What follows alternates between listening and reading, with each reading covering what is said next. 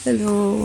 Ngayon, January 8, 2016.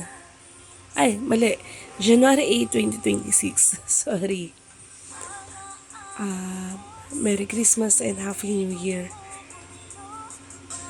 Wala, naalala ko lang gumawa lang ako ng video na binabati kita ngayong year. And wala, na miss at naalala lang kita. Or madalas talaga naalala kita every time magpapaskot New Year kasi alam ko before na sumasabay ako sa'yo or nakikisabay ako sa'yo kapag umuwi ka ng Bulacan tas ako uuwi ako ng Mandaluyong.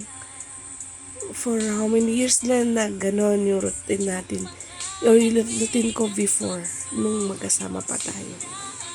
Nakakamiss din at umaasa pa rin ako until now na dadating yung panahon na magiging okay tayo. Di man kagaya ng dati, pero yung mutual, yung say, hi, hello, kamusta ka na, ganun ba?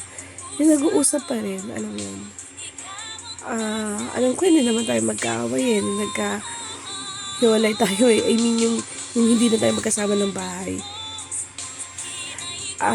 Hindi ko alam, pero bakit pag nakikita kita or nakikita mo ko, mas gusto ko na lang umiwas kasi para feeling ko baka mapahiya lang ako pag binati kita, alam mo yun. Pero sana mabigyan ako ni Lord ng sign na batiin or ihay ka, makita man kita sa labas or somewhere kung saan.